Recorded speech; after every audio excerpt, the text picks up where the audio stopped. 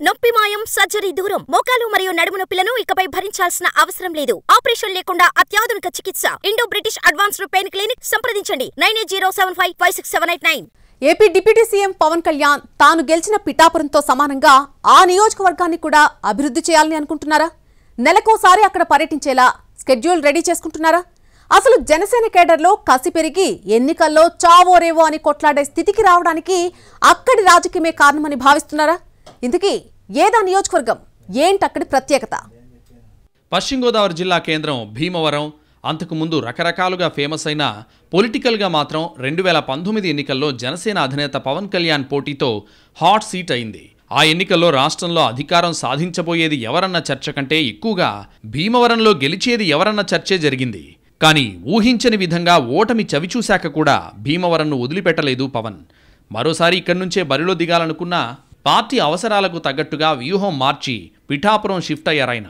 అయినా పొత్తులో భాగంగా సీటు మాత్రం తమకే ఉండేలా జాగ్రత్త పడ్డారు పవన్. ఆ పార్టీ తరపున పోటీ చేశారు మాజీ ఎమ్మెల్యే పులపర్తి రామాంజనేయులు. కేవలం గెలుపే కాకుండా ఊహించని మెజారిటీతో భీమవరంను సొంతం చేసుకుంది జనసేన.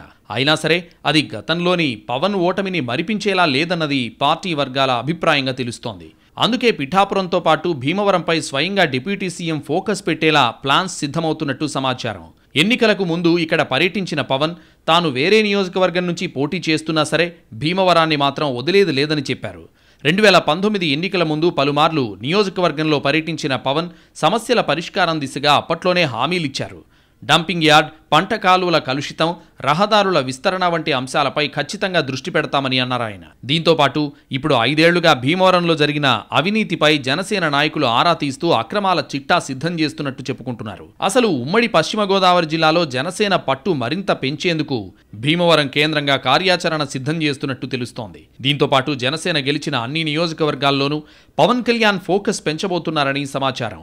దీంతో పాటు గతంలో భీమవరం వైసీపీ నేతలు ఉప ముఖ్యమంత్రి మీద అనేక ఆరోపణలు చేసినందున వాటికి తగ్గ సమాధానంగానే ఆయన రియాక్షన్ ఉంటుందని భావిస్తున్నారు పార్టీ నాయకులు. పిఠాపురం విషయంలో ఎలాంటి జాగ్రత్తలు తీసుకుంటారో భీమవరంపై కూడా అదే స్థాయి ఫోకస్ ఉంటుందని, అలాంటి పర్యటనలు ఉంటాయని భావిస్తోంది లోకల్ జనసేన క్యాడర్.